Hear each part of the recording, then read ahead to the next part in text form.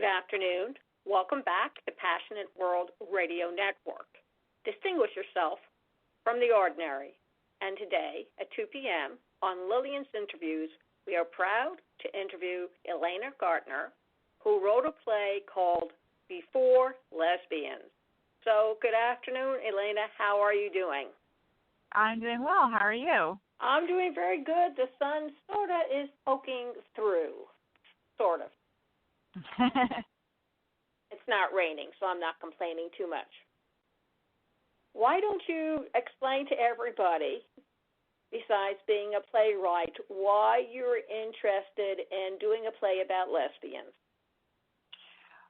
Well, this play was written, it was inspired by a class that I took at Oberlin College when I was there about 20 years ago.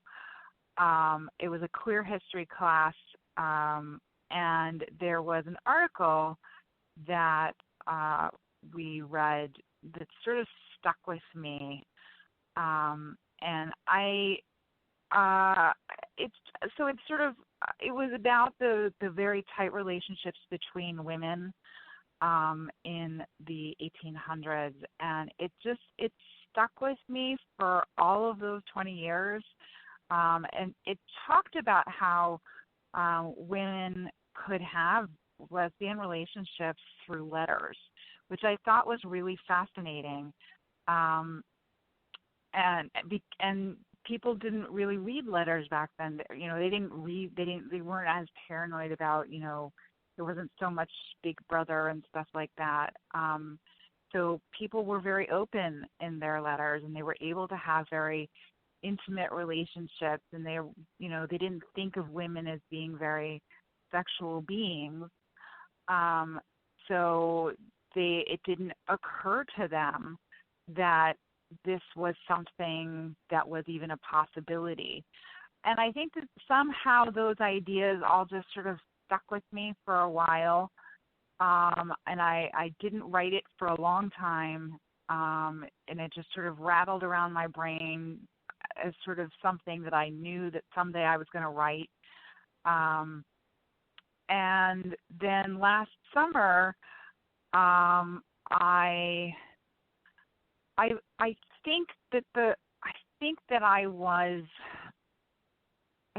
eventually came to realize that after the Orlando shootings, I think that I was moved to finally put this to paper.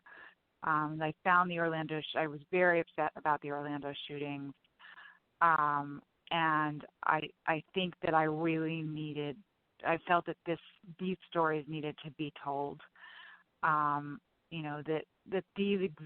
this life existed for people long before all of this, long before the world we live in now, and that, this history needed to be told. And you placed it during the Civil War, which I found very interesting because during the Civil War, it seems like relationships which took place were more dark in some respects because it was a war going on. And civilians were caught up in the war themselves. Right. Well, it was easier for women to have relationships while their men were at war, pretty much anywhere. But the Civil War was a very specific time for women who were lesbians or even men who were gay also. But particularly for women, the word lesbian didn't even exist at that time. It didn't exist until the late 1800s. But it was particularly important for women because so there were things at that time that were relationships between women were allowed to be very intimate. They were not allowed, but it was acceptable to have women have sort of romantic friendships. It was not unheard of for women to walk around holding hands or for them to take naps together. to have a very, very, very intimate relationships, they were not usually questioned, but that was usually before marriage. And when they got married, they were expected to drop those relationships in favor of the marriage. And what the Civil War did was that it enabled these women to sometimes explore those relationships a little bit more without having the men around. And the romantic friendships were never anything that threatened marriage before, because women were not seen as economically independent. But as a result of the Civil War, they had to learn to be economically independent. They had to learn to provide for their families and to be the heads of households. And as a result, they were simultaneously exploring their own relationships with each other and becoming economically independent. So by the time the Civil War was over, there was quite a bit of progress that had been made. And as such, there were a lot of men that were returning who faced some divorces because women wanted to spend their time with these other women that they had found. And that was why the word lesbian started. Actually, it's not entirely why it was started, but it became taboo. Men started making those relationships taboo in an effort to keep the women down and to make it a shameful thing. And that is sort of why, and now it's been like 100 years that we've been trying to work our way back to a situation where lesbianism or gay or LGBTQ whatever is not a taboo or a terrible thing. So we've been working our way all the way back actually since the Civil War. Well, the island Lesbos for Greeks were the lesbians.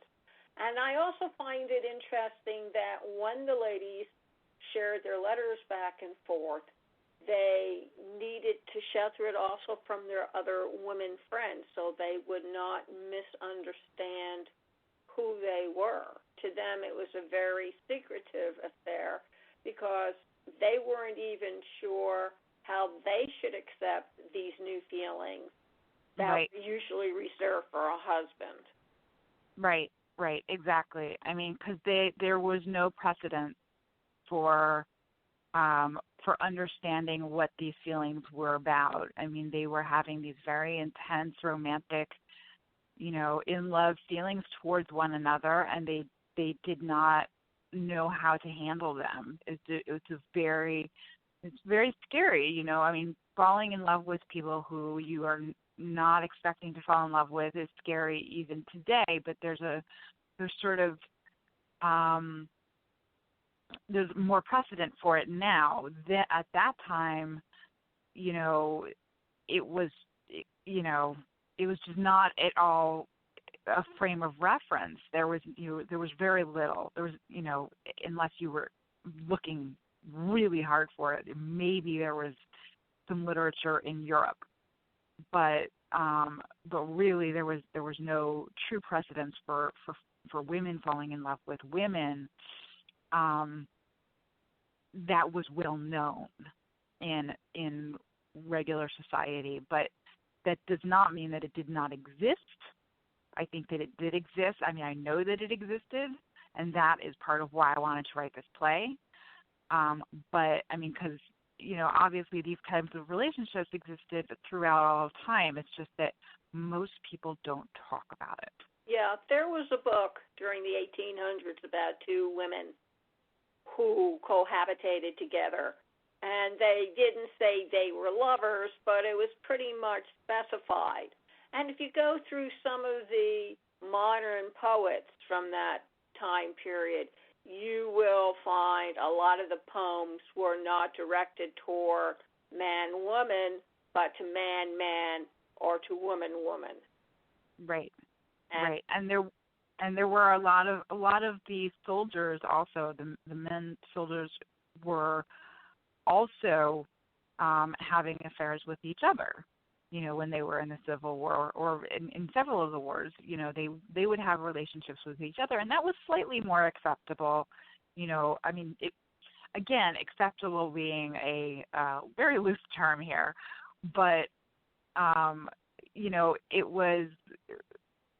it was more expected than a female relationship.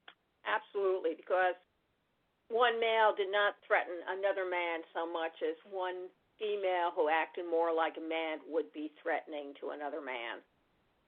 And also women were just not expected to be sexual beings. Exactly. They were, for them, sex was supposed to be for the purpose of procreation. Yes. And not for anything else. They were not supposed to enjoy it. Certainly not for an emotional component. No, that's why you went to a hooker. Right.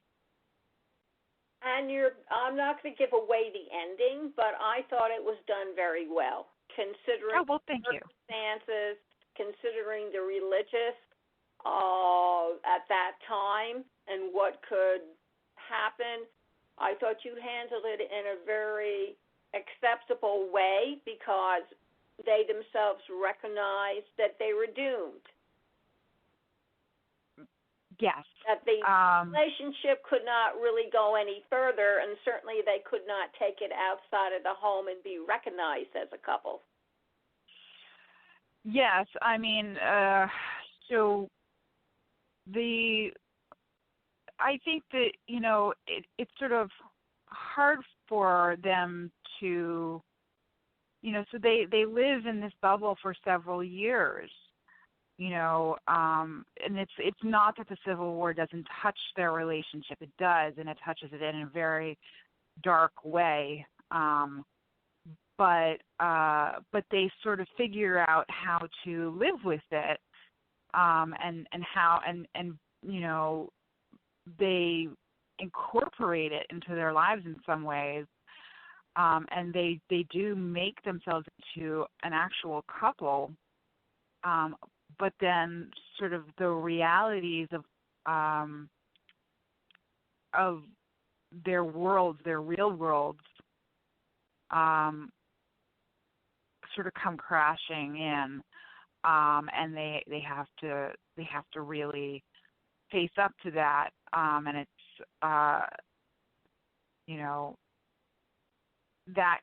that is very, very challenging. It's painful for both of them. Yes, it's painful as seeing the reality set in between Romeo and Juliet, and knowing that they have a choice to make, and once they make it, they have to live by it. They cannot take it back. Right. And that's very difficult to do, whether it's a heterosexual or a man-man, woman-woman couple. Yes, and that's actually one of the things that I think is so important about this is that this story, while it is specifically about lesbians in the Civil War, it is a love story. That is what it is. This could be, it is unique that it is about two women, and but the story about the relationship, is about two people, and that's what's the emotions about it are really, it's just human love. And how to work with the complications of what this love can do for you, and it can also work against you. Right, exactly. I can see this that in a modern setting was no problem whatsoever, maybe not in New York or Chicago, but certainly down south. I can see it very clearly, and the same kind of conflict going on. Mhm.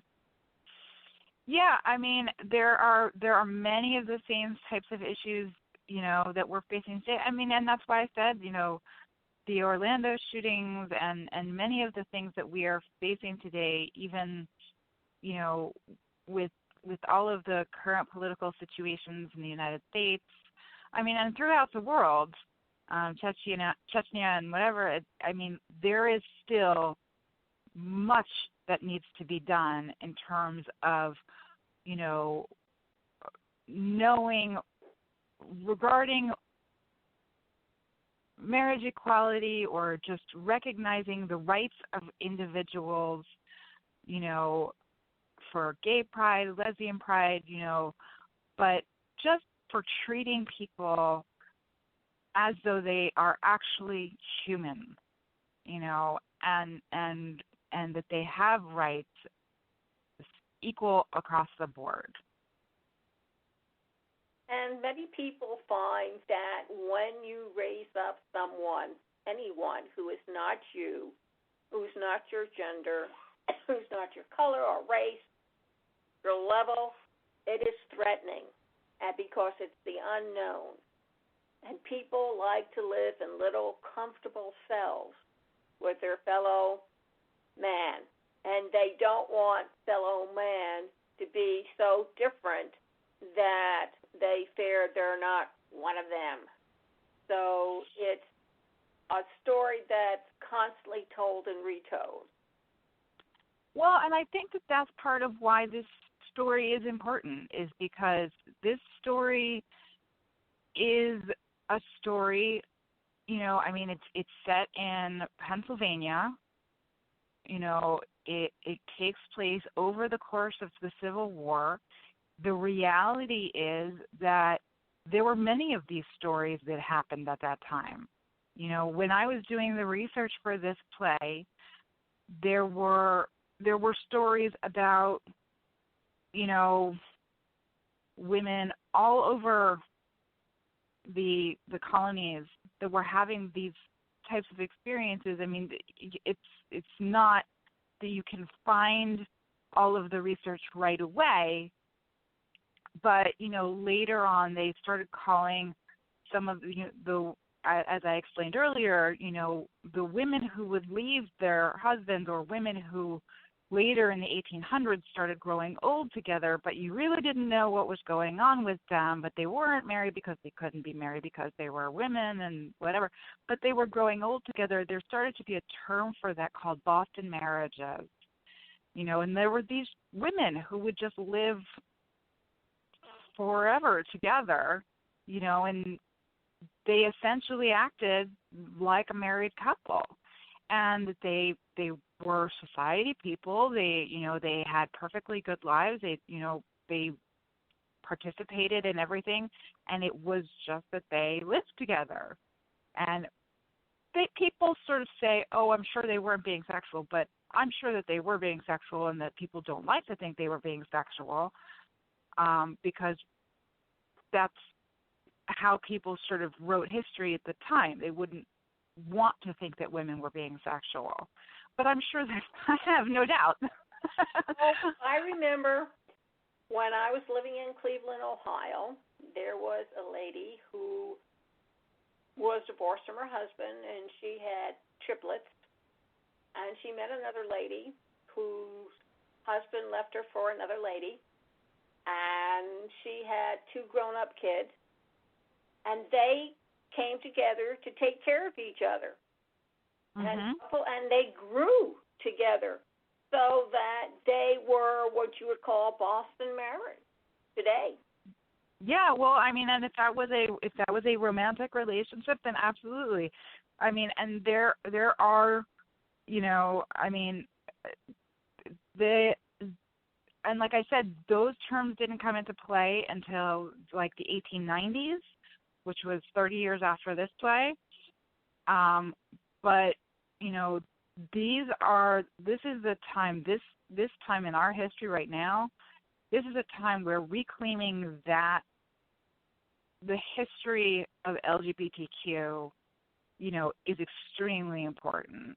Yeah. To know that all existed prior to this, and to say that it's all new is it's very important to know, it's all been around for so long, and the denial is it's very ignorant.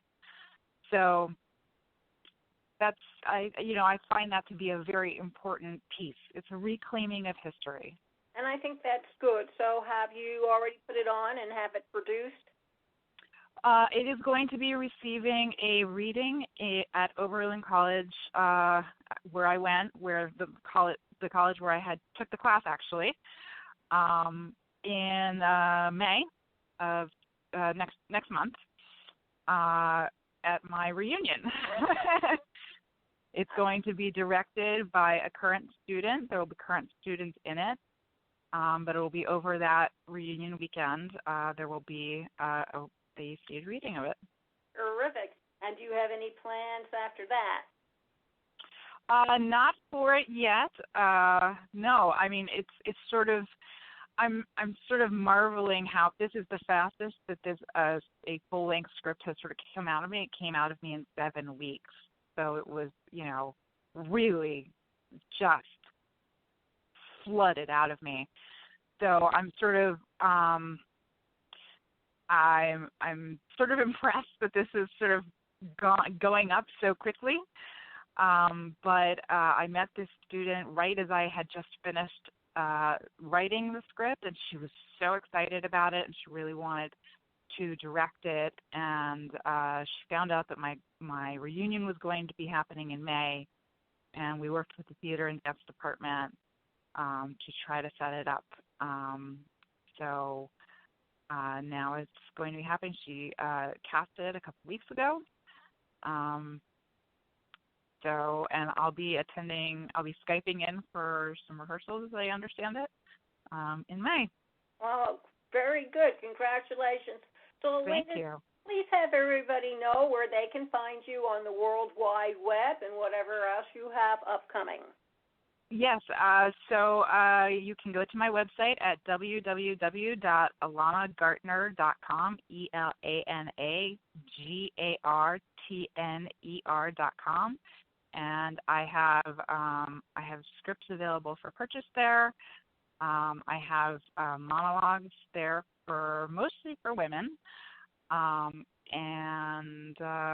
that's pretty much what I have going on right now. Okay, great, thank you. And audience, ladies and gentlemen, and children of all ages, you can hear this interview all over again at https://passionateworldradionetwork.com, twitter.com/@pathsofgiants, facebook.com/PWR Network, and googleplus.com/Lillian Caldwell. And before you go away and stray, B.P. Hall had this to say: there would not be so many open mouths if there were not so many open ears. Thank you all very much for listening. And remember, please keep listening. Thank you.